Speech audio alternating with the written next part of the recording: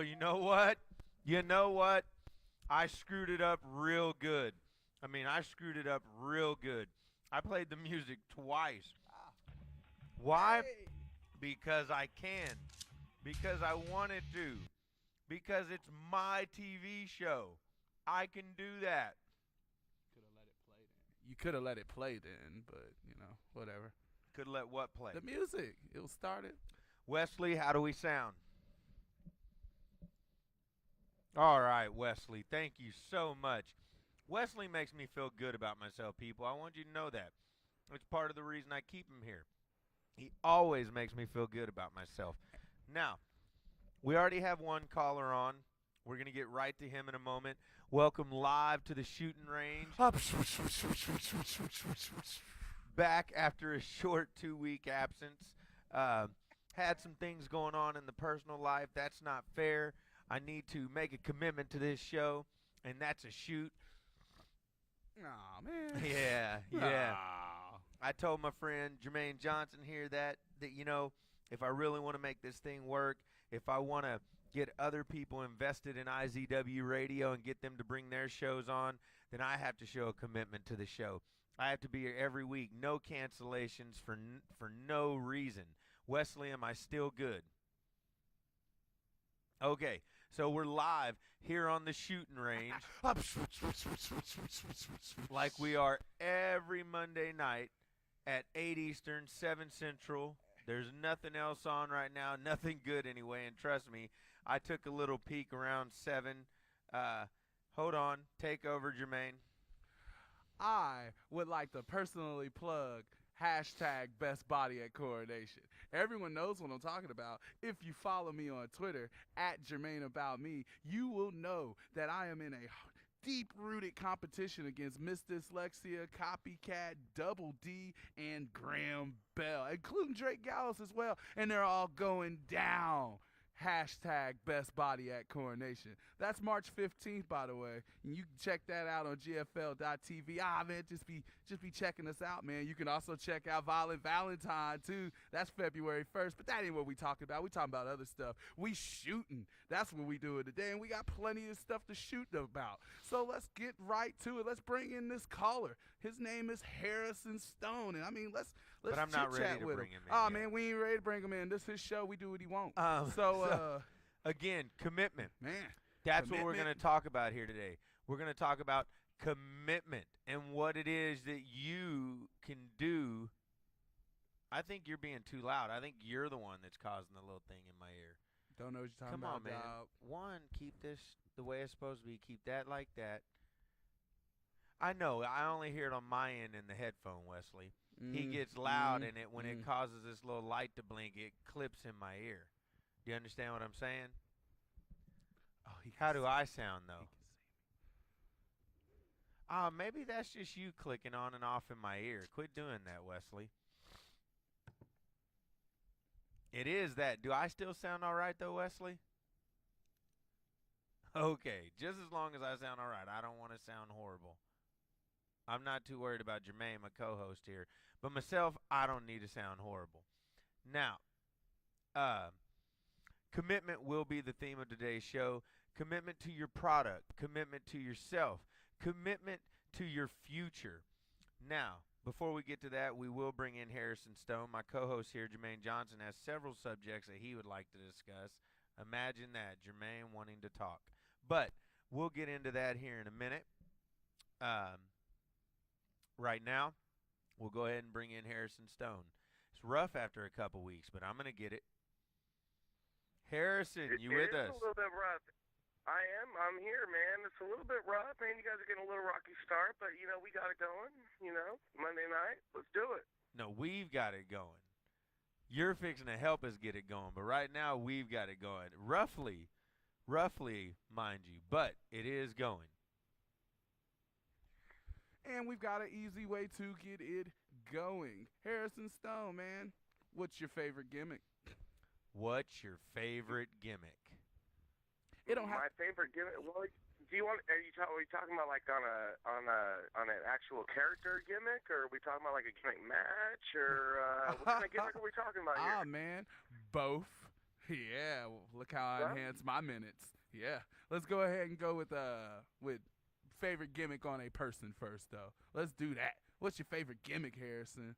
What do you like? man, on a gimmick on a person, man, this stretches so far, because I go back so far, but I was pretty basic, I was actually I was actually an Undertaker mark, honestly. I liked Undertaker and everything he studied the longevity of him, I mean, he just kept everything fresh for so long, and even to this day, even though we only see him like once a year now, he still keeps it fresh. He makes me want to pay that $50 every year, to watch him at WrestleMania. So I'd probably say as far as longevity, Undertaker's been the guy. That is a very fair answer. Very fair answer. Me, man, Hulkamaniac daddy. Always have been. I got shirts and stuff. I ain't wearing them on here. Ain't trying to mark out. Or will I? But yeah, I'm a Hogan fan. He's my favorite gimmick. Say your prayers. Eat your vitamins. Believe. Very simple. Easy to like. I can dig that. John, he's doing his own thing. So we'll just continue. Uh-oh. He's hopping in here. Austin.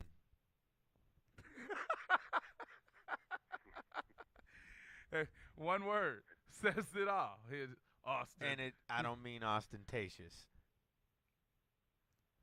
Hey, I like ostentatious. I like ostentatious. Oh, I love ostentatious. I do love ostentatious, but he is not the gimmick to which I am speaking. That dude is on a milk carton somewhere, ostentatious. I haven't seen him in 100 years. Ostentatious. If you're alive. If you are alive, ostentatious, bring it. Man, bring it back to the wrestling world. Send a smoke signal, something. Do anything. Just show us you're still breathing. Oh yeah. You guys were talking about gimmicks. We kind of covered, like my personal favorite character gimmick, but like if we were gonna do like a gimmick match, I think I would probably have to go with like a War Games match. I like the 2 rings in the cage and the every 2 minutes or 5 minute intervals. I was a big fan of the War Games. Were you talking about favorite gimmick match? Oh yeah, he asked it. I was Favorite like, sure. gimmick matches. Steel cage. I was a fan of the War Games deal. Just steel cage by itself for you? Yeah, just whenever it was done right. And Steel cage to me is like the ultimate. If you can take 2 guys and you can put them inside a steel box, and that's the only area they have to work in. I know everyone's like, oh, that's the easy gimmick. You've got a cage. And I'm like, yeah, you got a cage. And I mean that, well, and it's cool. You can play the escape game or the pinfall or the submission, and I get it. All that stuff is easy. But I mean, with a TLC, you've got 19 different spots and all kinds of different shit you can use. And with the ladder match, the same, or a no DQ or a falls count anywhere, you've got the whole arena. If you're in a cage, man, you're on center stage the whole time. Bam, right there. You just get to tell your story in a little box, and you get the escapes and all that. And if you're good, it is easy. Like if you're a good worker, man, the cage is simplistic. I mean, you can draw every emotion you want from a crowd. But I've seen more people freeze up when they're told they're going to be in a cage match because you're just in that little square box. Who have you seen freeze up, Johnny Z? State names, Johnny Z. Who? Oh, man. Why are you going to put me on the spot? To me, honestly, pull I that always shit thought, on you, man. cage matches were pretty simplistic. Honestly, I just always thought cage matches were very simplistic. You're up in there, you got 4 walls, you have to think inside the box, whereas normally you have to think outside the box. So, usually when you're inside there, what limits you're able to go, as far as what you're able to do inside there. There's only so much you could do inside there without having to take the match outside the cage. You know what I'm saying? So, I mean, you have to really be on your toes with a cage match. They're very difficult in a lot of ways, but they're very simplistic at the same time. Yeah, it's weird because you could almost do nothing but just brawl and throw each other off the cage and shit, man. But I see guys that want to go in there and have 30-minute, 40-minute matches, man. And no, I mean, I'm just saying that you can't do that just throwing each other off the. And I haven't. I guess when I say I see a lot of people are freeze up or whatever, might be the wrong terminology, but I've seen some people mess up a cage match. Oh, okay, now mess up a cage match. You don't have to explain that. But what is your favorite cage match outside yourself in a cage with somebody, like somebody else's cage matchup? What's your Probably favorite? one that comes to mind pretty quick is Flair and Triple H. I thought they had. I thought they had a really good one. The Taboo Tuesday one. Yeah. Is that what it is? You know which one? You know which one really sticks in my mind is 1990 Capital Combat, Luger and Ric Flair in that Thunder Doom cage match. That's what really clicks in my mind. Is like when I think of cage match, and even though it was so long ago, and there was really nothing that went on in that cage that was memorable, that was the one cage match that really stuck in my head. You know, I could remember what the combatants were wearing, all the way to the moves that they did inside that cage. I remember just so much about that one match. Is Why that you the, want to So ask I mean, me that's the one that sticks in my head. that the cage match where it's made like Hell in a Cell? They can go on the floor. Yeah, they can go on the floor, and Ole Anderson lifted the cage, and Barry Windham and them slid up under the cage, and then they had RoboCop that came out, you know, like at the end of the match. And See that even I mean, at Hell in there a was a Cell. whole Hold lot. up. It was a typical Dusty finish. It was a Dusty finish, you know. But Time out. you know, at the same time, it was a very good match, you know, for the 25 minutes that they were in.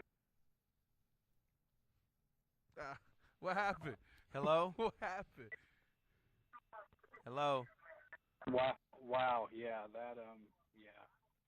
That what? I caught the end of that. So, hey, how's it going, guys? What's up? Hey. Oh, that's Big Da. Hey, what's happening, DA? Are you there, Harrison? Yeah, I'm here, man. I'm here.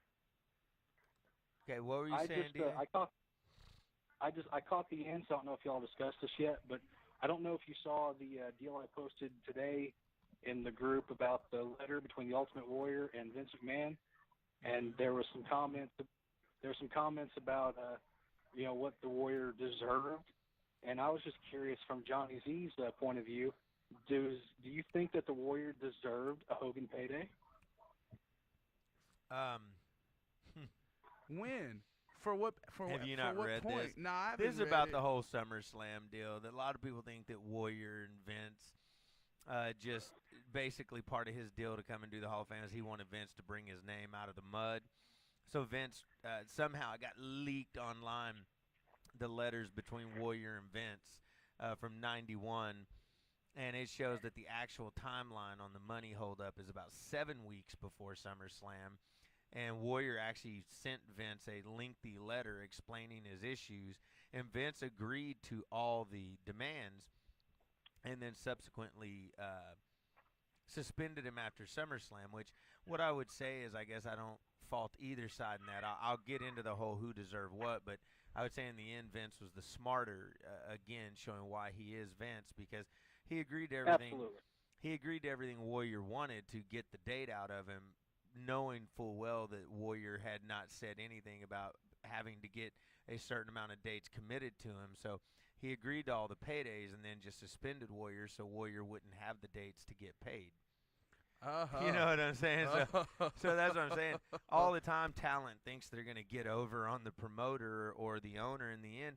This is the thing that the Warrior doesn't get is that, and this I hate, God, man, I don't like sitting in this chair from a promoter's point of view because it's not really important to anyone, but the real answer to that question is the promoter's always going to be right because wrestlers don't want to admit it, but there'll always be a show without them. They're the only expendable part of the show, you know, and they hate to hear that. The show was there. Warrior's gone. Guess what? Show goes on. The show went on for 20 years without Warrior.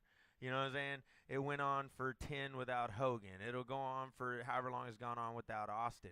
Every wrestler, every talent is expendable. As long as someone has a show that needs talent, there will always be talent in droves looking to get on shows because everybody thinks they're a superstar. Everybody thinks they're talented, and everybody wants to be the next big-time superstar legend. So as long as there are promoters like me, I'll have droves of talent that want to come in here. And so that means every piece of talent that's already here is expendable. So does any talent deserve anything? I don't know. So, would you have given, in that situation, we're in 91, I believe it is, would you have given Warrior Hogan money? Would you have killed this issue before it ever started? I would have done exactly what Vince did. I would have gotten Warrior for as long as I could at the pay I did, and then if he decided to keep pushing and didn't catch the drift, then I would find a way to take care of the situation like Vince did. In the end, Warrior figured it out. He wasn't going to beat Vince. And you know, finally that made him go away, and he was happy with that, and Vince never missed a beat. Harrison, I'm sure you remember the time frame. You're a huge wrestling fan. Would you had been paying Warrior Hogan money? Well, here's the thing. I wanted to interject, but I wanted to wait for everybody to stop talking. You know, there was a very similar situation that happened in 1999 with Jeff Jarrett and Vince McMahon. You know, when he left to go to WCW and his contract had expired right before the No Mercy pay-per-view where he wrestled China in that Good Housekeeping match. And he had offered and he had thrown it out on the table that he wanted $100,000, you know, to wrestle that match. You know, Vince paid him. Vince was a man of his word. You know, if Vince has advertised something, he is going to produce what he advertised, by hook or by crook, regardless how much it's costed him in the long run. Vince has that right and that kind of money to be able to do so. So, you know, along with the Ultimate Warrior and Jeff Jarrett and numerous other guys that we don't really talk about or that we really know about that have also held him up under a figuratively gun, you know, and made him pay the money. You know, there's several guys that have done that. It's Vince McMahon's responsibility to produce what he's advertised. You know, if he's advertised a main event of such stature, you know, and that's going to be the headline of SummerSlam or No Mercy or Royal Rumble, WrestleMania, whatever the case may be, you know, that's his job to produce what he has advertised, regardless. You know, that's not to say that it might be a very bad taste in the actual wrestler itself that it's you know, that it's pertaining to, you know, like whether those people are in their rights to ask for that kind of money. You know, that may not be right, but it's Vince McMahon that it's his rights to produce what he has advertised. You know, so with that being said, you know. Here it is. Every wrestler deserves whatever every wrestler can get. There's your answer. Ultimate Warrior deserved whatever it was he could get paid. It don't matter if you compare it to Hogan or whatever. It's kind of the Scott Hall syndrome. He deserved whatever he could get out of WCW because this is the deal. It's always going to come down to the promoter. In the end, he's the guy with the checkbook, and so he's going to decide what you actually deserve. And that's what every piece of talent has to remember is you can only push a guy so far. And I mean, Warrior and Vince are the perfect example. Hogan and Vince, Austin and Vince. Just it normally goes down with your top guys. Only people that feel that they have some type of leverage or that there's some type of draw do you ever even really get into that issue with. Jeff Jarrett's wasn't even, hey, I'm a draw. It was, I'm going to have to put a girl over, you know, and that's. So, I mean, that's a once-in-a-million deal. I love Jeff Jarrett, but he was never a draw. The main guys Vince ever had any type of issues with were all draw. Lesnar. I mean, we can just go down the line. Guys that were draws of some ilk. We can go ahead and hit up Bret Hart, too, in the 1997 screw job that everybody knows about. That was him not wanting to fucking do the job and over a contract dispute to go to WCW at that time. And Bret Hart was like, you know, he had already told Bret Hart after he was offered $100 million for 20 years, you know, and then he kind of cut it down, and then he cut it down a little bit, and Bret Hart decided to go to WCW, you know. So with that being said, you got to understand that it's all about a money game, you know. At the end of the day, it's all a money game. So again, I basically was going to say that wrestlers deserve whatever they can get, but in the end, they're going to have to face facts that once a promoter decides they don't deserve that anymore, then a promoter's going to cut ties with them, and they're going to be cutting their own throat. And only so many people get any type of leverage on a promoter at this level, especially. On Vince's level, he's dealing with guys that'll draw millions of dollars, and so, and two, if you want to put business to business, no, Warrior probably didn't deserve all that because, again, Hogan got paid a lot of what he got paid for carrying the company on his back for all the years he did by himself. and getting to that point. Warrior was a flash in the pan guy. Probably should have made some better money than a lot of other guys or what he was making at the time. But, I mean, you know, you got to prove yourself or make a ridiculous amount of money, you know. DA, you stirred this pot. You posted it on the Kayfabe page. Why? Well, what stuck out with me in being Monday and this being a shooting range day was the part. I walked right into that one. The part where he said he was as big a draw for WrestleMania 7 as Hogan was. The people paid for the show to see him as much as they paid to see Hogan. And I remember a couple weeks ago when Al Snow was on, you know, talking about WrestleMania 3, and the reason people bought tickets was Hogan and Andre, the main event. It's always the main event. That's why people buy tickets. And so that's if the we're part talking that about the really stuck out with me. one, if we're talking about the one payday, then sure he deserved the same. That's one payday. So we talking about 6? You asked me about all the paydays. Dude, he was talking about he wanted the same pay for merchandise, for his hotline, for every live show, every pay-per-view. And I'm saying, dude, one show, sure. If you want to say, hey, I want to get paid for the one main event I did with Hogan, where we're both responsible for that, then cool. But But no, that wasn't. He wasn't in the main event. He was in a mid-card spot taking on Randy Savage in the retirement match. Hogan was. That was very much an up-card spot on the card. That was a very much upper-card spot on the card. I thought It just you were happened to be talking in the middle though. of the card. But I'll be a dumbass here. I thought he was talking about he deserved the same payday for the Mania he worked with Hogan. For 6. Okay, That's what. maybe- No, he's talking about the Savage and Steamboat, Intercontinental match. But that match was thrown in the middle of a card that was very highly, promoted during that time. That was a very much a main event match on that card. If you're not in the main, if you're not the draw, then you don't get paid the same as the main. That was about the time they started running the straight up. We've got a double main event, but we're giving the credit to the main event. That changes a lot of my answer. Either way, if one of his bitches is I should be getting paid for not being in the main event the same as the guy in the main event, man, I can see why Vince pulled that shit on him. He kissed my ass. I'm sorry. I'm dumbass. I sat here, folks, watching Johnny Z's a dumbass because I sat here and gave fucking 5 minutes of answers that I'd have never gave if I had known this fucking dummy was talking about not even being in the main event. Where he worked at, you tell it was him and Savage, is that what you said? It's the retirement match. It's a big match. Okay, but is it the main event? It's not the main. Oh, okay. No, it's not the wasn't main. the main. There can only be one main event. There can only be one main event, but then, that was damn sure on the top of that card in front of 93,000 people for sure. But that was your right main there at the event, top your of that main card. event was during the middle of a war. Your main event was the USA against Iraq. So that's no. Harrison's trying to talk about. Event. Harrison's trying to point out that, like at WrestleMania 3, he feels that Savage and Steamboat are just as big or as Hogan and Andre. Well, when it came to pushing not. the angle, Absolutely when it came not. to pushing the angle, and the things that they did with Steamboat with the crushed larynx and going through speech classes, I got the Ricky Steamboat DVD on my computer. Yeah, And I but watched it's it still recently. not Hogan and Andre. And they were talking. It's not. Nobody But watched see, WrestleMania that was hard 3 to for follow. Savage.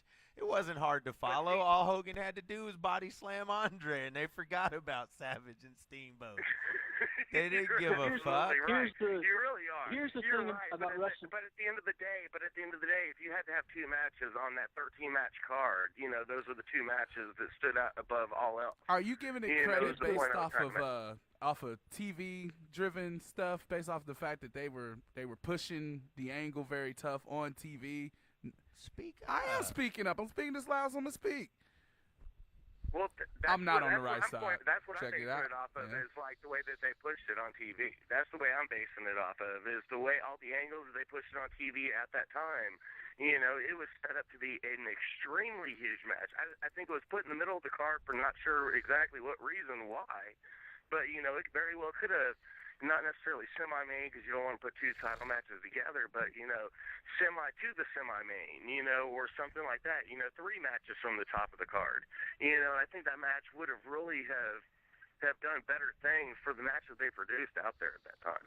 Because they pushed You want me that to tell match you why very that match? hard. You want me to tell you why that match isn't the main event? because Ricky I would Steamboat's love in to know. it. Don't you just be don't you Hey, start man. shitting on Ricky Hey, Steamboat, man, I'm not dude. shitting on Ricky Here- Steamboat. He was the Dean Malenko of the 1980s, dude. He I- really was. He really was. He I really mean, what the fuck you want no me to bullshit. say, He really man? was. Bye, Jermaine. Hey, man, I love Ricky. I love Ricky. I do, He really man. was, John. You are 100% A1 on that one. He is the Dean Malenko of the 1980s. He is a But see, that technical means he was a genius. mechanical worker. Yeah. He was a mechanical worker. He can Yes. get over everybody. Yes. Everybody. I 100% agree. That's a mechanical worker. Hey, we have to take a break. Not necessarily a break from the discussion. Stay where you at, Harrison. Stay where you at, DA. Right now, we're going to have to bring in a man. I think we call him the Fact Man. He is Chris Burnham, and he is from Tulsa, America, ladies and gentlemen. We're about 3 minutes out from his fact, so I'm going to bring him in. Mr. Burnham, is this you? Yes, it is me. Hey, My man. man. Are you My on the man. spe- I love it. Are you on the speaker? No, I'm on my home phone. Oh, man, there's a My cell hum in phone's it. out. There's a hum What's in a it. home phone? Yeah, there is a hum in it, and I wish I could do something about that. Okay, you're very clear, though, other than the hum. So what you should do is buy a better phone, Mr. Burnham, and then you wouldn't have the hum, and you could be on here sounding so much clearer. I will If look you start- into that. If you start main eventing shows and getting Hogan payday, then you can get you a better phone. Do I have to have Hogan's hairline to do that? Do what now? Do I have to have Hogan's hairline to get Hogan's payday? Oh, All you right, already have it. Hey, we've already let someone shit on Steamboat. We're damn sure not going to be talking about Hogan's hairline on here. Especially Hey, since we did not I'll be able to see it. Steamboat. We were simply making a proven fact as what he was like in his whole overall of a career. I want That everyone to wasn't know. Hogan. I'm sorry, Harrison. I keep cutting you off, but you talk a lot, man. I love you, but you are I talk a lot too, and I'm saying, but it's my show. I'm saying now, All right, it's his show. It's his show. Harrison, Okay. you are very well spoken. You are very clear, very concise. So keep it going. Just if I ever cut in on you, please don't be offended. Oh no, not at all, man. Is that Not your at all, child? not at all. Yeah, she's mad because she has to get her down to bed, but at the same time, I'm talking to you guys. I'm rapping. Let's do it. What's her name?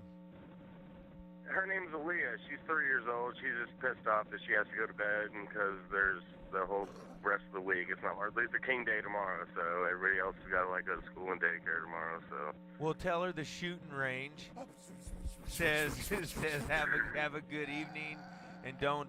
I would tell her don't let the bed bugs bite, but that shit always scared me when my mom told me don't let the bed bugs bite.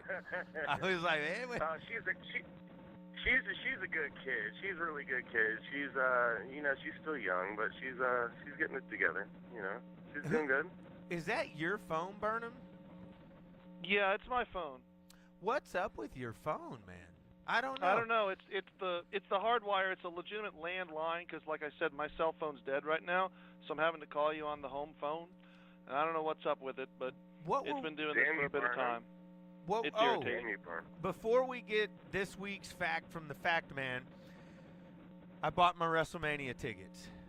I'm in section 101, row 1, seats 8 and 9 with my wife. All right, that was one of the topics that I had on deck. So I think can it's ask row you. A. I can ask you, Row 1, row A. something like why that. did you buy WrestleMania I tickets? bought WrestleMania tickets in the hope that we will get Sting versus Taker, because Sting is the reason I am a professional wrestler today, as far as beginning watching wrestling and growing a love and a fondness for it at some age that would come back later in life to help suck me into it.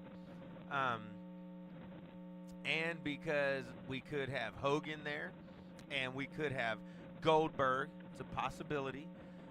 But we will have Brock Lesnar and Batista, two men I didn't get to see at WrestleMania 25. I'm sure. Have you got your tickets yet? Yeah, I think I just stated that.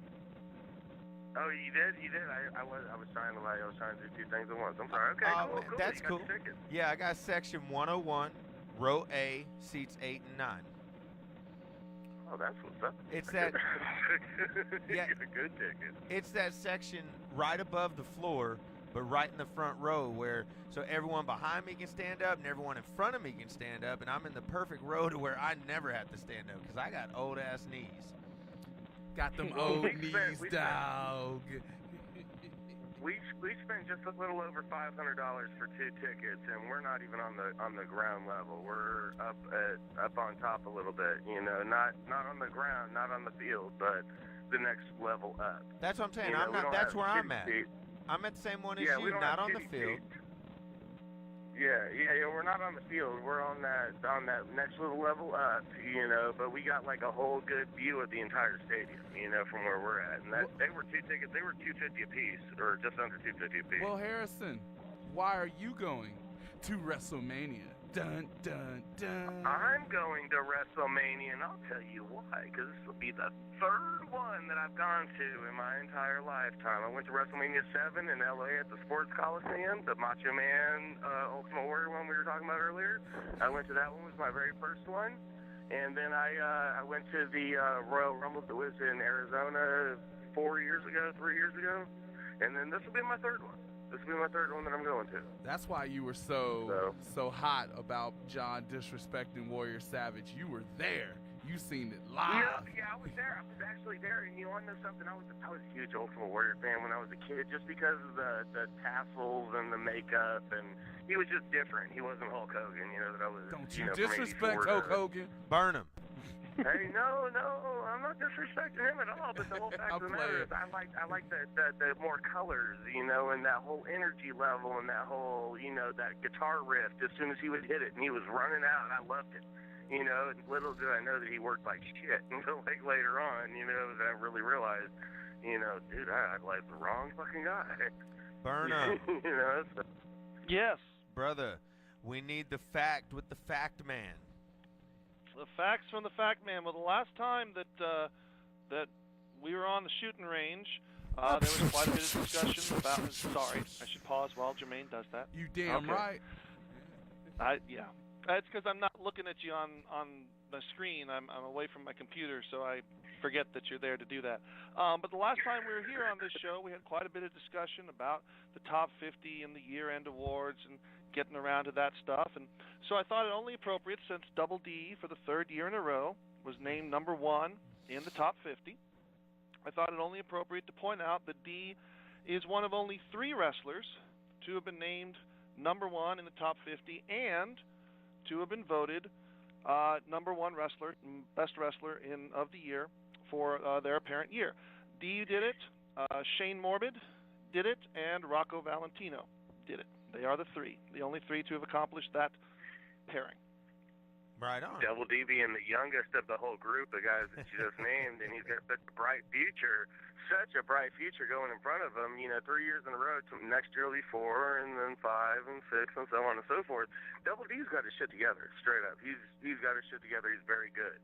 He's very, very good, you know, and I think he was a wise choice for the number 1 this year, and that's my opinion, mine only, but... I will never forget the celebration we had the night that Double D was named number 1 the very first time. That was a great celebration.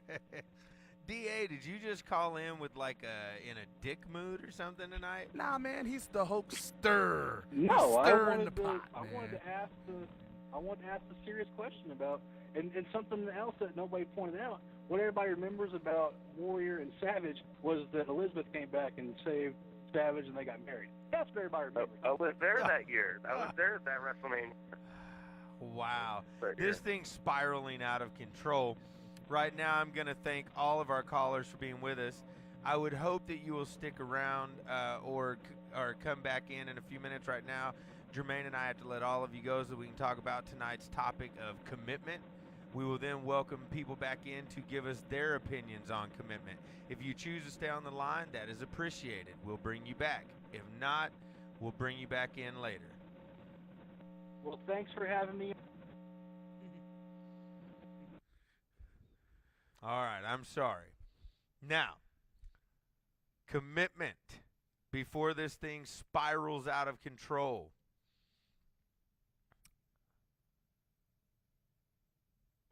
Burnham, are you going to hang out with us? Are you listening to us? Yeah, I'll hang out with you here for a while. I'm interested to hear this because part of what I texted you about earlier has to do with, I'm hoping, with this topic about commitment.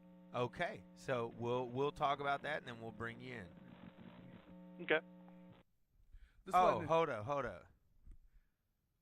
First things first, though, you should get committed to getting a new home phone. Okay, so. Hey, this wasn't in my notes, dog. What are we talking about? Commitment? You didn't hear me earlier saying we'll talk about commitment to yourselves, commitment to the product, commitment to the business in general, and basically how commitment is going to. I think first off, before we get too deep into the subject, your commitment's going to lie in a couple of areas. What your aspirations are, per se, is going to somewhat lead to your lend towards your level of commitment. Your aspirations in that company or in the business as a whole. Your goals, I guess, for people that aren't necessarily there with the word aspirations, not to call anyone dumb, but, you know, it happens. Now, the reason I bring this up is because a lot of times we run into the issue of commitment with people here at IZW. And, you know, I cannot offer to make anyone rich here. I cannot necessarily offer the opportunity for people to be able to pay their bills here. What I've always said is I can offer you the opportunity to work on what is the best product within this region, within a good 300-mile radius, by any stretch of the imagination. That has nothing to do with ego and everything to do with fact. If you're in the arena and you see the amenities that we have and what we work with having our own arena and the way it's set up, and then the production area, and just everything that goes on, anything that you would desire as a worker or management or just on any level of the wrestling business, you have the chance to have here at its most professional form, really. To get any better, I guess you would have to go to the next level, really. Some people may pay a little better than me at times. A lot of that's because they're either only doing one show a month or every other week, and so they don't have the same expense. And that's not a lot. When I say that, there's very few. Like, I don't know that there's another show in Oklahoma, period, that pays as well as we do overall. And like I said, there may be one or two within the region that do. So pay's not a huge factor if you go somewhere else. I think the thing that I hear a lot of times that makes people decide to stay at a given fed is either distance of travel. You know, they don't want to come this far, so they have something closer to home, and their spot on the show, or what they're allowed to do or how they're listened to. Because a lot of times when you come here, it's more structured here than what you get at any other show. And we don't let people just do whatever they want and blow smoke up their ass and tell them how great it was when they come to the back. Because we actually want our product to be good, because I have aspirations and goals that I want to achieve as a company and as a promoter. And to do that, it requires a certain level of worker. And I also like to feel like the thing that we offer more than anything here is knowledge and education, because of everything that we do. Your chance to work on your vignettes, your promos, selling yourself as a character in and outside the ring, learning to work all the camera angles. I believe in your few ventures with WWE and Double D's and maybe even a couple other guys that have been here. They will tell you that at WWE, they tell you they use the exact same camera angles that we do. And actually, as far as right on the ring, I think they only use like one more camera than we do. I think they have 4 always running right on the ring, and we have 3, and we don't need all the other ones because we're not working with 20,000 seat stadiums. And I'll admit that. So with all that being said, we run into the issue of commitment, because like I said, the thing most people will throw at us is either money or distance or the amount of times they have to be here in a month. for us to use them properly. And I guess what I get into is all of the talents, because I was talking about this with someone earlier today on this level, on the indie level. I was talking to Mark Wilson about it, actually. I had to think about it. They all want me to be committed to them. Every angle, every piece of talent, what I was just saying earlier, they all think they're a superstar. They all think they're the next big draw. They all think that you should be 100% committed to them and their angle and always trying to figure out how to make them better in every single angle.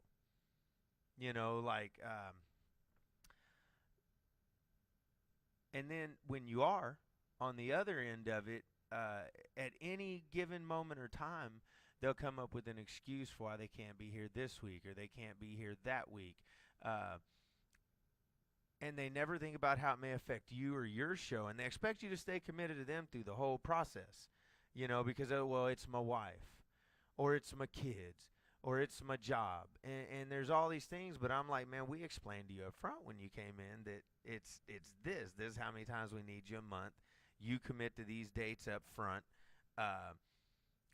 We tell you just let us know 2 weeks in advance and make it some legit shit, and we'll work with you. But the thing is, then when all of a sudden they kind of start to fade into obscurity or don't get used quite the way they want to, they get kind of butthurt. They want to run off away from the show and tell everybody how we did them wrong because we didn't stay committed to them. And it's like, you showed no commitment to us, none to yourself or the product. Again, I said you're not going to make millions of dollars or pay your salaries, but we told you that up front when you came in. We told you that we would make you a better worker, that we would teach you how to work cameras, how to do better vignettes, how to sell your character and cut a promo. We would teach you all the things that, whether you want to accept it or not, you don't really learn anywhere else. And you were cool with that until you got in here and you saw that we weren't going to make you the main eventer right away, or we weren't going to be worried just about you every week, that sometimes, it might be, hey, just show up and give us a good match so we can get through to next week and do something else. Nobody ever wants to be the glue guy. And I'm not even talking about just overall. We've had that discussion before, but we get guys, they don't even want to be a glue guy for a show, It's like, hey, man, we just need you to just have this match tonight and make it a good match because we got these 2 or 3 other stories we really got to worry about tonight. And they'll get butthurt over one night, But then I got to deal with the fact that you might need 3 weeks in a row off to do whatever. I don't know. Take your wife on a date, take the kids to the park, wash your car. I don't know what it is. All the things you could have done Sunday, Monday, Tuesday, Wednesday, Thursday, and Friday if you were any kind of man or woman. I've been doing every Saturday for 7 years now. Every Saturday. Every Saturday of the year. I don't miss. And everyone go, oh, well, it's your show. That's your job. No, maybe you missed it. But again, I'll go back to, not many places pay better than I do. So if you don't think I have management people that are paid enough that I could just never show up, hell, let's get real. Crawford didn't start showing up to his shows until like 6 months ago. And he doesn't pay worth a shit. You know what I'm saying? Since we're shooting, I'm being for real. And his management shows up and continues to show up and run the show. Dude, if I wanted to pay crap and not show up, I'd probably get better commitment, because then guys would think they could just show up and do whatever they wanted to. You know what I'm saying? When you try to put structure around people and get them to commit to something, it can become a very difficult process. Jermaine's not getting in here at all. I love, it's funny. No offense, but this dude talks less an entire show than Jordan does in 5 minutes. You're a horrible co-host. Oh, man, dude, I was rocking and rolling earlier. I don't know what you're talking about. No, you rock and roll as long as I'm not talking. Well, dude, you're talking. You want me to get interrupted? Interject. Yeah, talk. I agree with you. There. I don't have much to add to it. You've went on a 15-minute rant on how you feel people need to be committed. And I don't. Yeah. Be as committed as he says. No, don't be as, and I'm not saying you can be here every Saturday or be as committed to me, but don't expect any more commitment out of me than you're willing to give me. You know, if you're only willing to be here once a month, then that's about how committed I'm going to be. If you want to be here twice a month, that's about how committed I'm going to be to you. It's hard for a weekly show to be committed to a once-a-month talent. If we're going to give this message to people who want to come here, I will be part of that, because it's very hard to start writing an angle for someone who's here week 1, and then we need 4 weeks of vignettes to get them to the big show. That shit's rough business. And it's not even just that. Be committed to yourself. I mean, that's my thing. Guys want to come here once a month or twice a month and then, I guess, run off to whatever other shows they're doing. And again, they'll say, well, you're not paying me this, or I have to drive down there and it's time. And it's like, but, dude, it's making you better. And then when you get better, it makes the product better. So the more you can be, I mean, because here's the deal. We've all accepted that at this moment, none of us are going to get rich at this. So basically, I think we'd all just like to find a way that we're not really losing money on Saturdays when we do it. A lot of us have jobs, take care of ourselves throughout the week. So what I think we would like to do, or what I understand, is everyone involved with the show would like for that show to be the best possible show it can be, if not just the best possible show in that region, which is what I aspire IZW to be. And I assume the guys that are on it aspire for it to be the best, so that they can be a part of the best and so that they can be considered the best. And so my point is, if that's what you want, then the more committed to it you are, the more committed you are to making yourself better by being here and by learning and by actually getting better by working, then that means you're going to make yourself and the product better. It's going to do nothing but grow. And then maybe at some point it does get to a point where everybody's getting paid pretty decent, and not only are you not losing money, but you're making a little money every time you come down here Saturday. And maybe you're never making a living at it, but the product gets to a point to where you can go down there every Saturday if you want it, or 3 times a month, or whatever it is, in whatever position you are with us.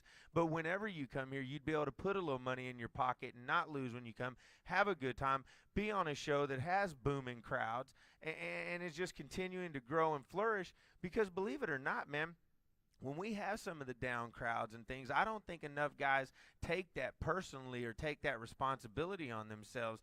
It's on all of us. If our crowds aren't booming, it's because all of us as a whole, as a product, are not committed enough to making ourselves better and giving those people a reason to come out. Because if we were, they'd be here. There's no other excuse. And we have pretty decent crowds, but we still have down crowds, and there's no excuse for that. By the way, Impact TV is coming back. The contract is in the works. It will be started within the next couple of months. It will be every Friday night on ABC, Channel 7, going out to 250,000 homes. The only thing to be decided is the time slot. We may be moving up to 11 o'clock as opposed to midnight. But we will see. Either way. Also, if you show a better commitment, we could have more rats around here. And that's important, especially in the wrestling biz. I mean, what's the wrestling biz without rats? That's from my man, George Jacobs, man. He's my partner. Twitterless Rob. What's up? Mr. Burnham.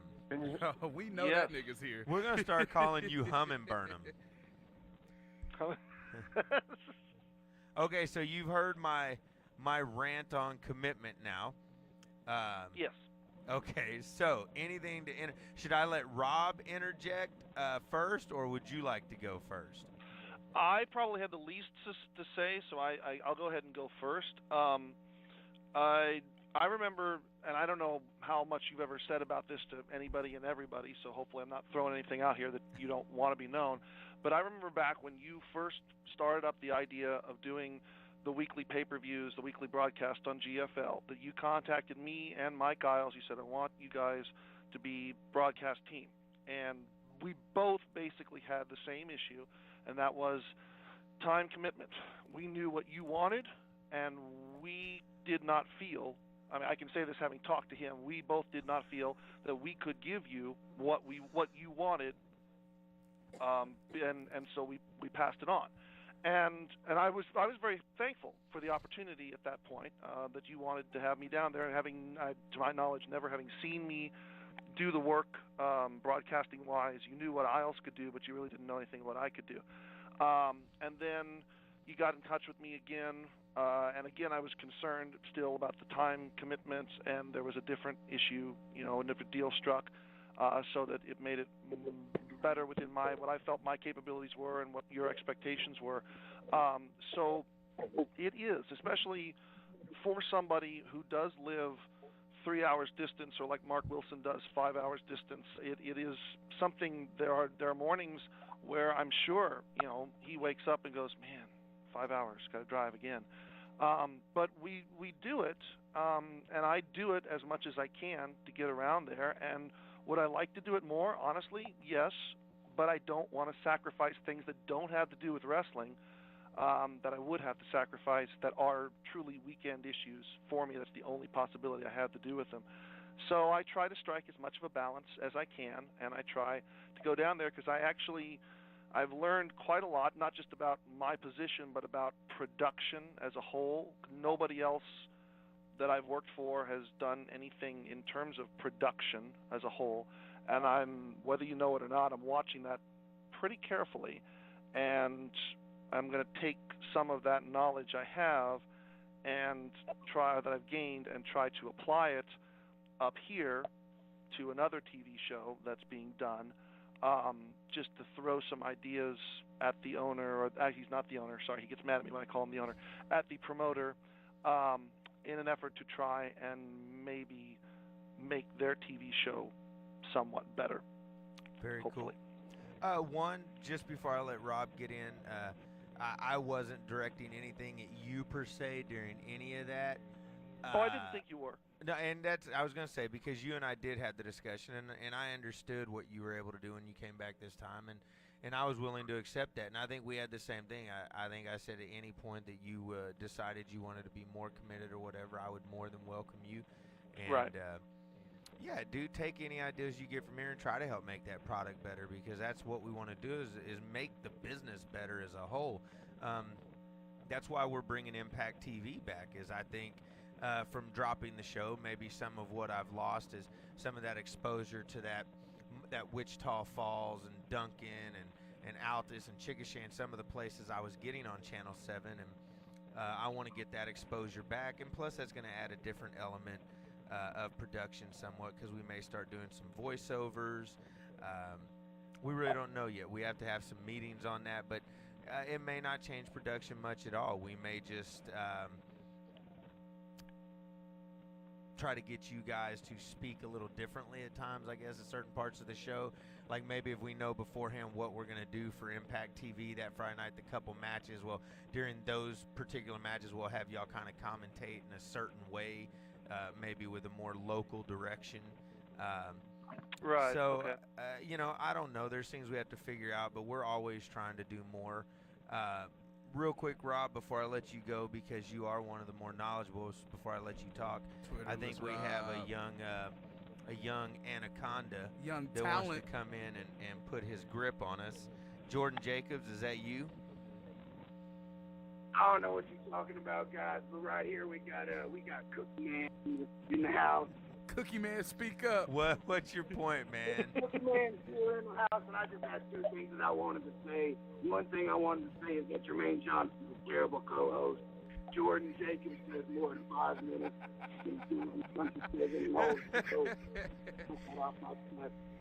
I just also want to let all you greenhorns out there, if you want to see quality wrestling, go see my blow-off matches. But I have. Is somebody having an asthma attack?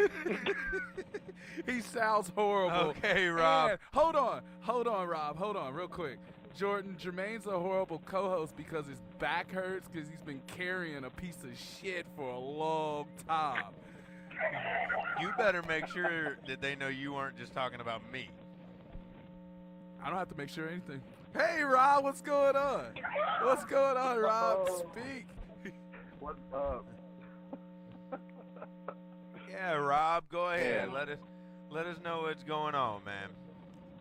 Man, I really don't. I don't have too much to add. I mean, I'll just say that it's I like to apply the things to the wrestling business that I apply to my everyday life, and so commitment, integrity. I mean, it's the same thing. I'll just say, in out of the hundreds, and I mean hundreds, plural, of matches that I had, I think I can think of 2 times that I had to not to miss a date or whatever. And even since I've not been I've been on in the back, it's all one hand. I keep the commitments that I have, and I think everybody should. So it's just that simple to me. Okay. Yeah, that's it, man. I mean, Yeah. I think it's pretty cut and dried. Burnham, if you can hear if me, you can't make it, then you should at least tell somebody. if you stay on the line, Mr. Burnham, I've only got you muted because the hum on your home phone becomes horrendous after a little while. But I will let you back in. I love talking with Burnham, man, but that home phone is killing me. So one of the questions here, Rob. Can you hear me, Rob? Yes, sir. Okay. I lost the questions. Is this him? No, they're in the book. What are those? This is a show. Oh. Okay. Your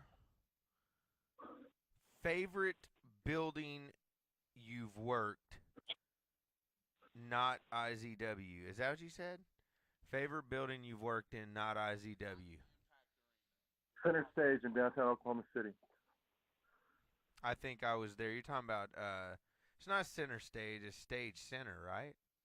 Stage Center, yeah, I'm sorry. I was thinking of the Georgia one, too. But yeah, Stage Center in downtown OKC. I think I was there for that show.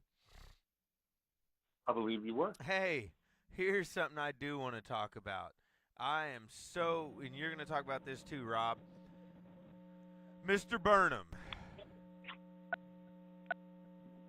Mr. Burnham? Yes. Sanjay Dutt. Oh, I wondered if anyone was going to bring this up.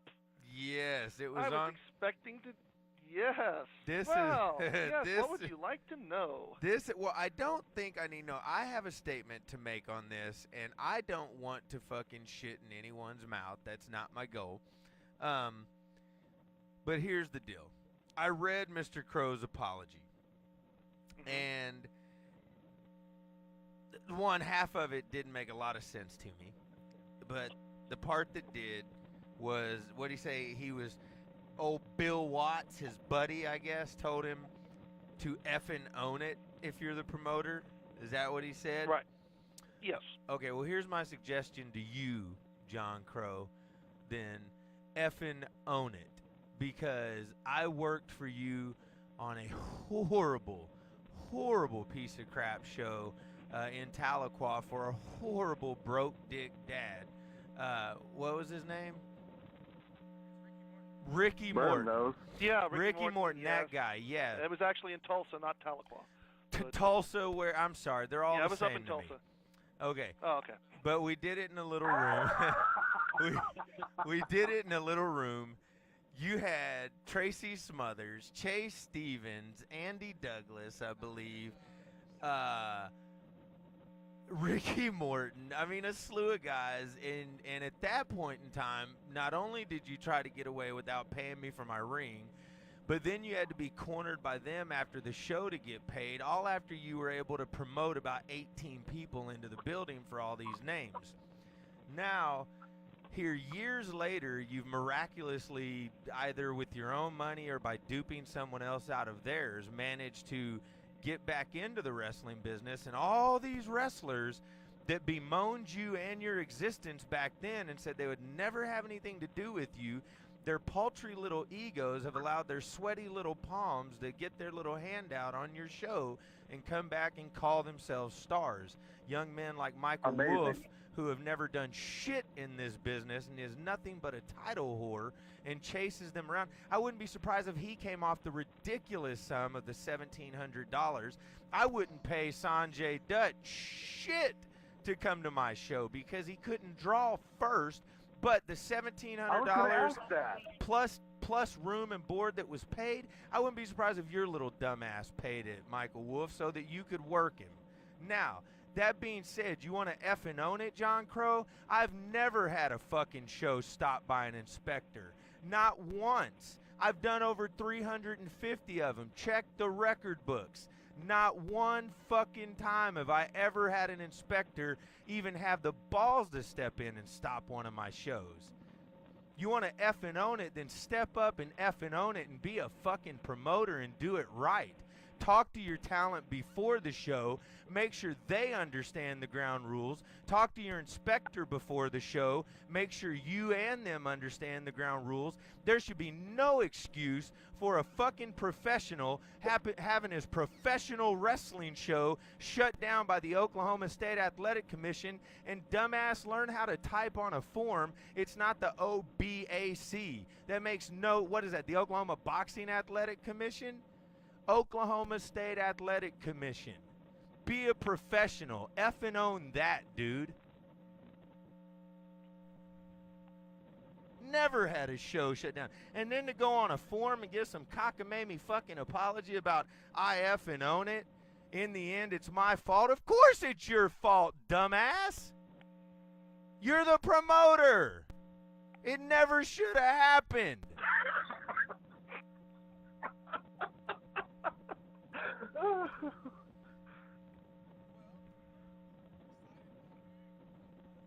I was, and it actually tells me a couple of things. Hold on, Burnham. Okay? Hold on, Burnham. Okay. Is he there now? He back, Burnham? No, you're the one that was muted. Oh. Jermaine, not Burnham. Go ahead, Burnham. Okay. First, just so we're clear, because this is something I was concerned about when I read what was making national news sites. The show was not shut down. The show temporarily halted only because the match was stopped and Wolf and Dutt were ordered to the back, and there was Did an inspector stop the show? Back. Did the inspector get in and stop the show? For 5 minutes or 5 hours, I don't give a fuck. Was a match stopped? Yes. Did the fucking inspector walk into the goddamn center of a show and stop the motherfucking show? Yes. Then yes. God damn it, a show was stopped. This is something that You have hasn't to check your volume, somehow John. has managed to avoid being put out there. And that is that when the inspector stopped the match, well, here's what happened. And I'm going to say this as an eyewitness, is what happened. Yes, Wolf and Dutt battled outside the barricade. They did so in front of the inspector. The inspector showed her badge. Tables, is my understanding. Is that right? I'm sorry? Tables that were like turned over on their side. Is that what the Tables that were set up. No, tables that were set up normally. That's the barricade is fucking tables. Yes. Okay, What do you think about that, Mr. Yeah, Zorthos? that's professional at its finest. So let's continue, because Burnham, I can tell, is offended and wants to defend this fucking Travis Shamrockery. No. I want to bring something up because I'm curious what your reaction will be. Okay. One, the inspector would have known. Time out. The inspector would have known that my people were going to go in the crowd. The situation would have been handled before the show, and fucking there never would have been an issue, so there never would have been a reaction. We address that every week when the inspector gets there. Every week. Now, real quick while I'm talking, I just wanted to say, because this is the shooting range, I was surprised by John Crow's by his statement, because I really was expecting something like along the lines of the OAC blah blah blah, so I mean I'll give the dude props for saying it was my fault, but it shouldn't have happened to begin with. I want to hear. So they fought into the crowd. They fought into the crowd in front of the inspector. The inspector showed her badge and told them to get back into the wrestling area. Okay. Okay. This is Bonnie. So, this is Bonnie. Okay. Okay. So at that point, they have two choices as far as they're aware, and I want to make sure that both of you think it's the same two choices. They can either stop what they're doing and literally walk back into the ring area and then all of a sudden start up fighting again, or they can fight back to the interior. Well, it's the fucking referee. Time out. Let him finish. I don't know. Let him finish. I don't actually. That's a good question. I don't remember. You feel like they have two options. Okay, so that's where we're that's at now. The two options so they continue fighting back to the area, I assume. Yeah. Right.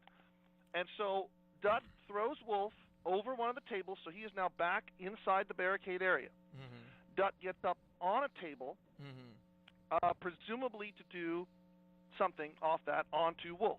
Uh-huh. Inspector comes.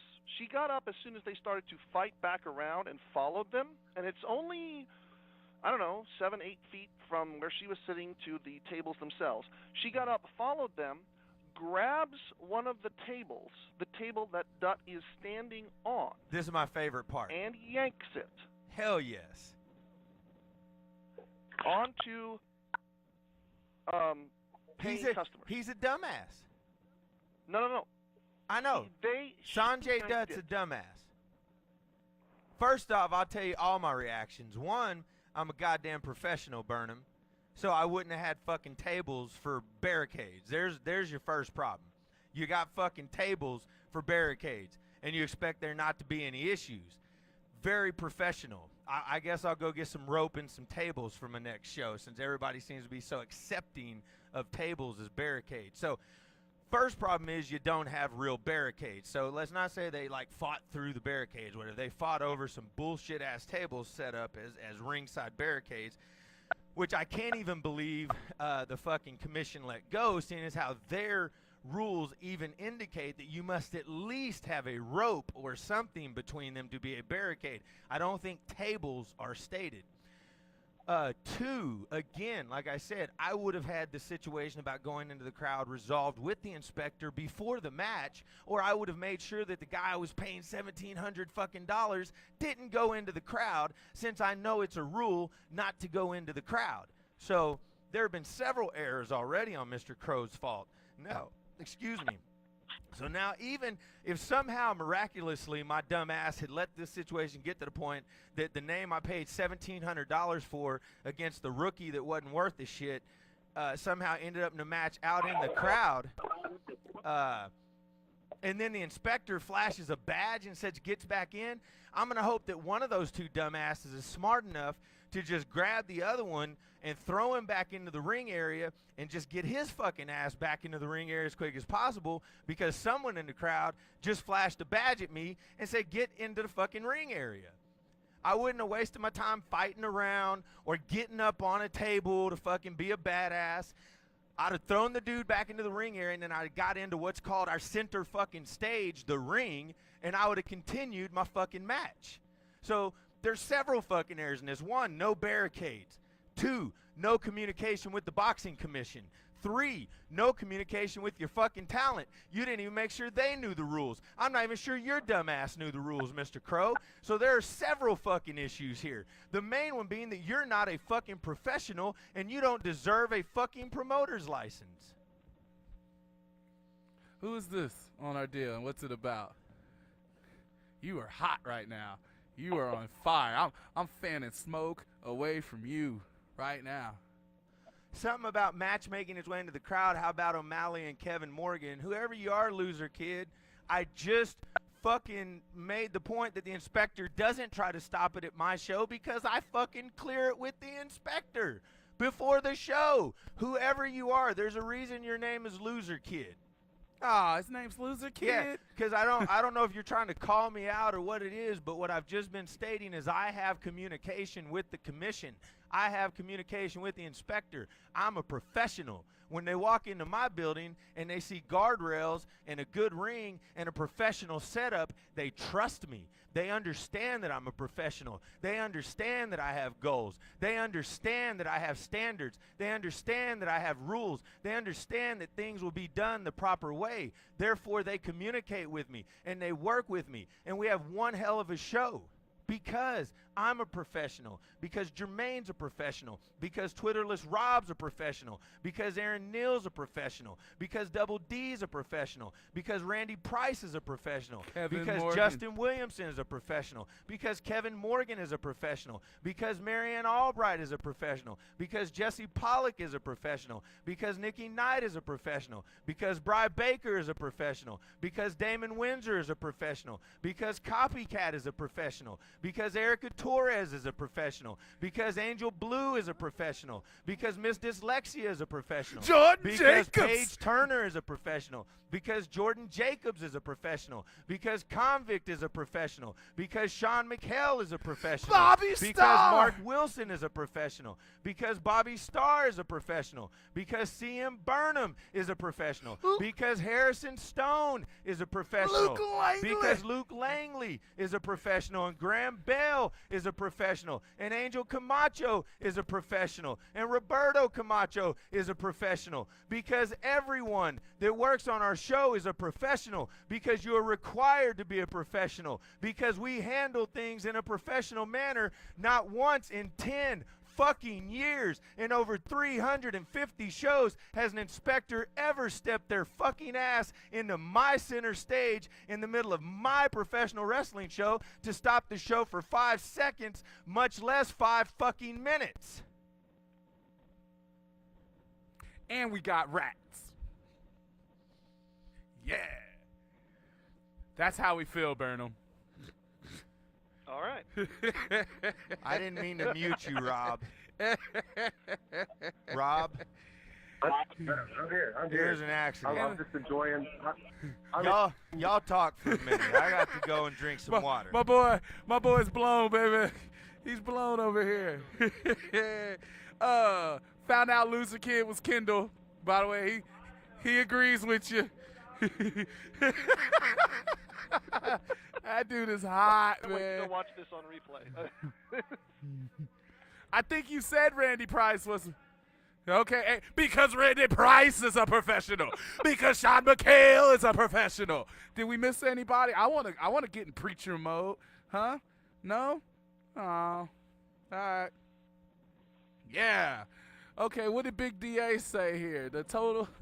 I also would measure the distance between the ring and our guardrails and how to let them get away from the tables. I have no idea. Oh, man. Tables is guardrails, Burnham. How you feel about that? It's better than rope. Is it? And I know they use it in Tahlequah. Man, that doesn't make it better. I'm not gonna shit on anything. I'm not gonna say that. I'm just saying it's better, but I think it's better than rope. I don't know. It seems more dangerous. Honestly, you know, the rope, you know, it's not going to stop a body, but it's not going to throw a table into someone. That's just me. The rope is not going to turn over onto one of your fans. Yeah, either. that's what I'm saying. So that's why I don't necessarily think it's better. I don't think it looks better at all. I honestly would think rope looks better than a bunch of tables around. And that's not me shitting on anything, because I'm not trying to do that. I really hope there's other professionals out there. Because Quincy Wolfenbarger is a professional. Yeah, he works here. He gets a deal. Yeah, I got the same one. But anyway, shit, man, he went off hard there. God, I'm so happy. Yeah, that was awesome. I'm so happy. It was awesome. Burnham, you said you were going to take some of the things you've learned here to there. I think, honestly, you should take what you've learned here and take it to WFC, which they have a great product. I went there yesterday and I enjoyed myself a lot, but there are some things production-wise that they could steal from IZW, and I didn't get that time to tell them, but you're going to be there way more often than I am, so maybe they will be better served to use it. They seem to have more promise as a company, in my opinion. I can do that. I certainly will take that opportunity and talk to Tim about some of those things. I know that Tim watches the show, watches ICW, and so I'm sure he sees the back end of this. I'm not sure, since his show is so different. I don't know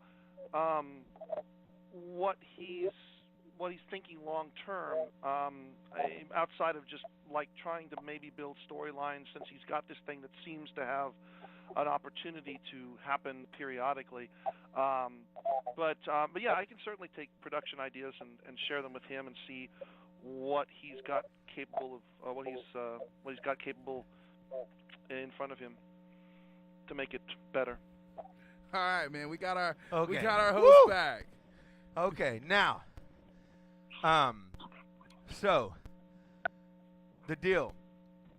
Tables are a horrible idea. You'll kill somebody with tables. That's the first thing I was thinking. That's one of the things that set me off. How do you use tables as guardrails? I think it's absurd anyways, Burnham. If you want to know my true opinion, I don't think anybody should be starting a wrestling show if they cannot afford a ring, padding to go around the ring, and guardrails to start said show, and chairs, basically your setup. Why would anyone want to do anything half-ass?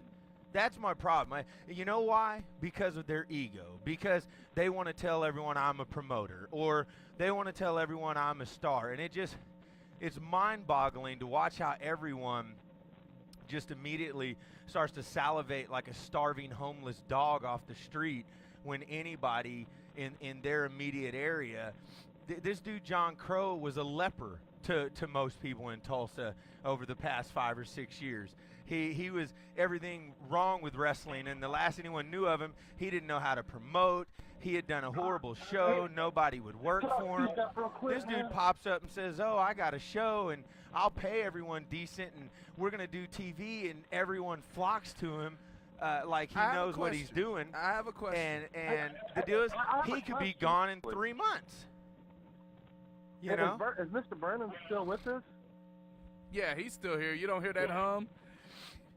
Oh, is that him? Yeah, man? I'm still here. Sorry, I just drive me to put a bullet in my head, dude. That shit's like. You got to deal with it, Rob. What are you looking for? So yeah, actually, from personal knowledge, Mr. Burnham was one of those people. So I'd like to ask him, like, what changed his mind about I did not work for John Crow. You do Keep that in mind. When John Crow ran OCW, I was a fan. I was a fan that was allowed insider stuff, but even then, it wasn't until after John Crow disappeared that I was given any indication of what the working conditions were like with him in 2002. I know. I think what Rob's trying to say is I think he's trying to say that his understanding was that you were one of the people that did not care for John Crow and had said you would not work for him or something. I think is what Rob is saying he understood. And if that's not true, then we need you to clarify. I went in to work when John started OWA. I was cautious, very cautious in regards to what I had been told and what I remembered happening just from the fan perspective. But I was willing to give it an opportunity because I knew the talent that was going to be in there. I knew, the other people outside of him that was going to be there, and I thought, okay. And he was good to me as a fan, so I thought, well, see what happens here. If I feel bad about it, if I truly feel bad about it, then I will step away. What I will say at this point is, from a personal perspective here, he's never done me personally wrong, and I believe that there are things that I can communicate to him and have already done so in terms of communicating to him in hopes of making things better. He seems open. He seems receptive to ideas. Okay, so you think you're going to make it better. Let me ask you this, because this is just an observation from an experienced eye. Let's call it that. Okay. Without any knowledge, and I heard John throw a number out there, so I don't know if that's an exact number that he got for someone about how much they paid to bring Mr. Dutt in. But without any knowledge of that situation, when I see that dude on the car, knowing that he's not, unless he owes somebody a favor for saving his daughter's life or something such, he's not coming in for free. And so what that tells me is, I don't know if it's Mr. Crow or who it is, but somewhere over there is what we like to call in the business a money mark. There is one, one, I don't know yes. if you've ever heard I'm familiar with the term, yes. And I know who it is. Time out. You know that with $1,700 he could have bought guardrails to go around I don't his know ring. the numbers. That's what he paid. I know an actual. That's what I he know paid. A different the number. crowd would have been the same, I guarantee. What's the different number you know? I've heard one that's much higher. Oh, well, either way. So right now. Well, hold on. Right now, let's just go with this. Let me tell you this. I got Al Snow for less than $1,000. Take that for whatever you will. I'm sorry, now, I should clarify. The number that I'm talking about is the actual amount of money that he lost on the show. Oh, I know what he lost. Not the amount he paid to Sanjay. Oh, I know what he lost because he probably had promotion. Oh, of course it's he gonna probably be had a higher than- roster. Here's the deal. He paid Sanjay Dutt $1,700, okay? One, Sanjay Dutt couldn't draw fleas to a dirty dog. All right? I wasn't even sure who Sanjay Dutt was. And I'm still, honest to God, I'm still not sure. As we sit, as you can show me a picture. As we sit here right now, I am not sure who this dude is. And I'm a wrestling promoter. I accidentally saw his picture online. I didn't know it was him until I researched it. I was like, oh, okay. Yeah, and I have paid good money for Big Van Vader, Dusty Rhodes, Jerry Lawler, Terry Funk, Hacksaw Jim Duggan, Al Snow. I mean, I've had a litany of names. I don't know who the fuck Sanjay Dutt is. Now, this dude paid this money to bring this guy in who's not going to draw shit. He's willing to waste, we'll just say $1,700 on that guy. Still don't know who he is. So he could have invested in guardrails or padding or whatever this TV show is, maybe given his roster a little bonus because he's obviously just got $1,700 to throw away because that's basically what he did. He just took, he might as well have wiped his ass with this shit and threw it in the wind. What typically happens is the money mark, whoever that is, usually is what happens is the money mark. That's his guy. Like that's why he's all of a sudden backing wrestling is because he pays this money to bring in like these guys that he gets off to. So he's probably some guy that loves like ROH or TNA because I think the Dutt guy has been on both those. So basically, that's what happens. That show's going to be around as long as he can pump money. Because it ain't making it. What Yeah, they it'll draw to that show. Money mark. He'll as soon as he has 3 or 4 shows where the crowd is like 90 or whatever it is, then yeah, that it'll be gone. Dude, I bet they didn't draw 90. What'd they draw? Over 100. A number out there. What'd they draw? Over 100. I don't know a specific number, but I counted over 100 people at that show. Okay, so you spent $1,700 to be able to say I drew over 100. That's and we're defending this. I spend that much, sometimes just a little less than that on my roster for pay-per-view shows. I'll put out $1,500 to $1,700 for the people that are here for my roster, and on average we draw $250. Hey, let me ask and we don't have Sanjay Dutt. Huh? Burnham. Let me ask you this, Burnham. I don't know if did you know what the book was since that match got called off? Like who was supposed to go over? And that's the worst part. The match got stopped. Yeah, Michael Wolf was going over. That's why I said I'm pretty sure Michael Wolf paid for it, Rob. Or whoever paid for it is in love with Michael Wolf.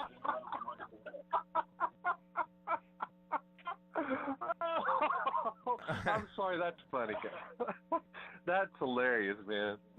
I mean, I really hope if John Crow's idea of promoting, like a decent kid when he came down, like goddamn. No, dude, he's the kid that came down and said, "I'm down for the cause, and I'll be here every week, and I'm gonna get better." One time, that day, he came down and said, "I'm down for the cause. I'm gonna be here every week. I'm gonna get better." And then we never saw Michael Wolf again because they put a belt on him. I remember him. I just didn't know.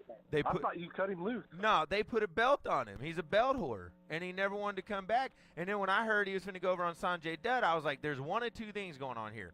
Either John Crow's a bigger dumbass than I thought, because as a promoter, if your game plan is to spend $1,700 on a guy that nobody knows to come in and put over your cruiserweight champ, I guess, or whatever, and that's what you think is going to make you money, then you are a horrible promoter, and anyone that is committing any amount of time to you is an idiot, point blank. Because anyone that is banking on Sanjay Dutt and their cruiserweight title as being the draw and taking their show to the next level or doing anything positive for their show is an idiot. So, either John Crow's a bigger dumbass than I thought, or two, Michael Wolf's a money guy and a money mark, and he was willing to pay to work his guy, Sanjay Dutt, and get put over on him, and make himself look better. That's the only two ways this could have happened. And I can tell you, Michael Wolf is not the money guy. Okay. So. Oh, no, because that haircut's terrible. If he had that much money, he could go get a goddamn haircut. I'll tell you what, even if John Crow's not the owner, if he's just the promoter, I don't care who the money guy is. You are a dumbass, and you're the wrong one. Because I'll tell you what, if I'd ever tried to run that past Gary Toole when I was just the money guy at IZW, because everyone seems to forget that.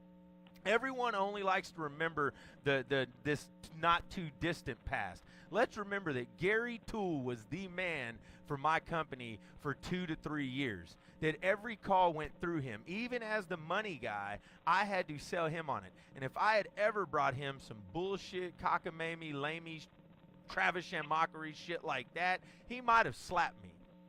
He legitimately might have slapped me. And if he had let it go down, then every one of his brethren, and Twitterless Rob is one of them, would have called him a fucking idiot. Am I wrong, Rob? Not at all. Done with this, Not man. at all. There's no way you can twist this in any way to defend John Crow.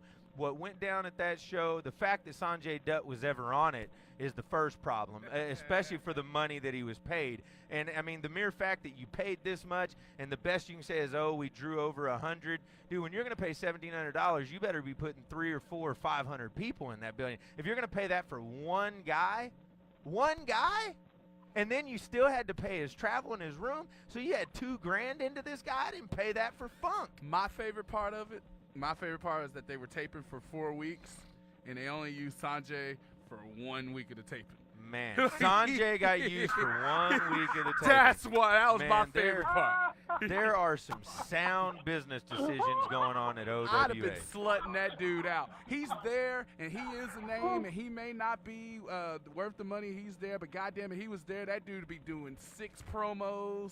He would have been doing matches. This is what gets me in trouble. This is why I can't talk about Tulsa, man. Spurry. Oh, but we're the wrong ones, though, John. We are wrong. We're wrong. Everyone will say that I was wrong tonight. Everyone will say that I was completely out of line. Never mind the fact. Who are we to say anything? Never mind the fact that all of them. never mind the fact that some promoter of professional wrestling out there managed to let an inspector shut down the very match that he paid $1,700 for, and that he sold as the draw. Hold on, $1,700 Will be wrong. And $5. Will be wrong. We'll be the ones. We shouldn't have called him out. John Crow, I'm sorry. I'm sorry. I'm sorry that you ever got approved for a promoter's license. Hey, our phone number is on the dadgum screen. He could call. He could. Oh, yeah. He could. He knows he could do. They all can, but they're all busy. There's something going on. What it is, they don't want to hear the truth. Nobody does. I've always respected you for that, Burnham. No matter what, you defend your area vigorously. You do. No matter what, man, you do defend it. You get frustrated by it. You get upset by it. Sometimes I think your wrestling sense is offended by it. But you still defend it. You still hold out hope that somebody will get better. I understand that. Tulsa, you should honestly thank yourself. That's the part right there. Yeah, I hold out hope. You should thank yourself for seeing Burnham, for something he said tonight. He is grown up enough, whatever word you want to use, smart enough, 90 seconds, knowledgeable enough to admit that there are things that he can learn here, that if the people there would listen and do what it is he's telling them, their show would be better. And he's one of the only people from there that's, because I hear all the time other promoters have sent me these messages that, man, we'd love to come down and learn and listen, or have you come up and give us pointers, but you never show up. You never call in. You never come through the door. None of you want to learn shit.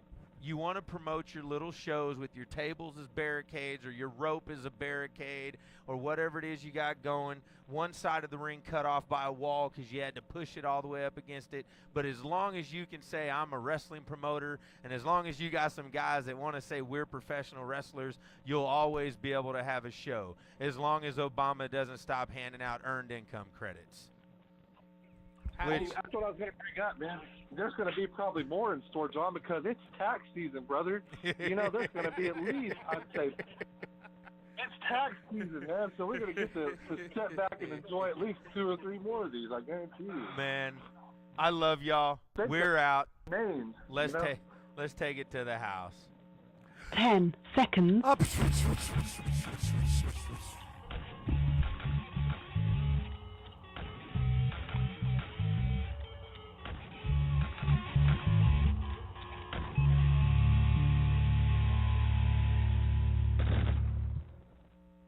Thanks.